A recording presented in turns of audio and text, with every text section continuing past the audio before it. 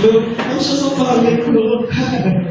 Talagang ako, guys, and one time, naalala ko, may isa pa akong mentor, sabi, James, kailangan mo mag-speak up. Kailangan mo yun. Coach, sino sa hindi ako man.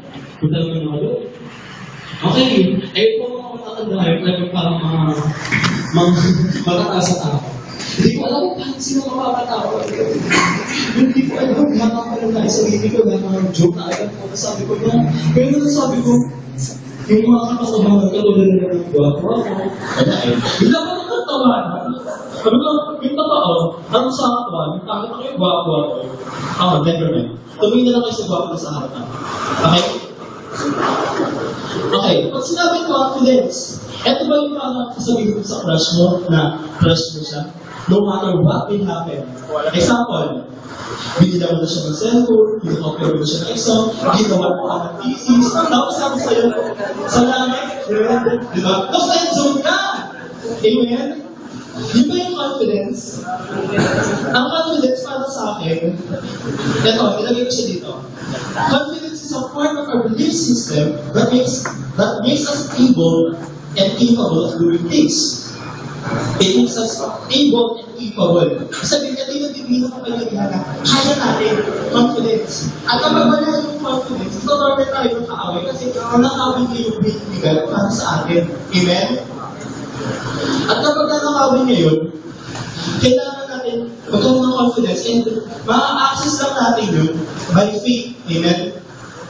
So, nakalagay dito sa God has a lot of great things for us to do and He wants us to enjoy our life. Kaya gusto ni God na mapalayan tayo sa takot natin, sa struggles natin. Kasi kung minsan ng confidence natin, nawawala eh. Lalo kapag Kristiyano ka, tapos nag-isa ka ng Kristiyano sa school, sa office, mahirap ikalabas ang confidence doon. At gusto ko sabihin sa inyo ang katotohanan. Ang katotohanan natin is that there is no power shortage in heaven. Wala. Sabi sa Philippians 4:15, I can do all things through Christ who strengthens me.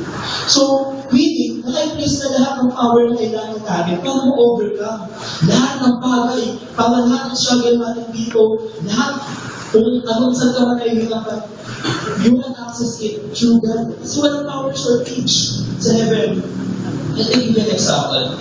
Example yung projector, di ba? Yung projector, it can project image kasi mayroong power source. Kaya nagagawa niyo, dapat niyang gawin. Okay? Pero kapag nagkaroon ng short circuit, hindi niya magagawa ang dapat niyang gawin. Simply because, tayo mga kasyado, kaya hindi natin nagagawa ang dapat natin gawin, it is to become light into our office or sa eskwelahan. Dahil we are not connected to the power source.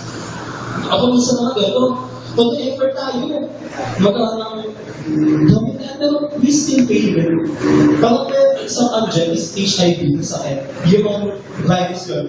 Virus ako sa kahit anong effort na gawin mo, kahit anong effort pa yan, mababali mo na rin. Eh, sabihin mo na, you're living a healthy lifestyle, daily exercise, daily diet, daily diet. And syempre, eating fruits and vegetables,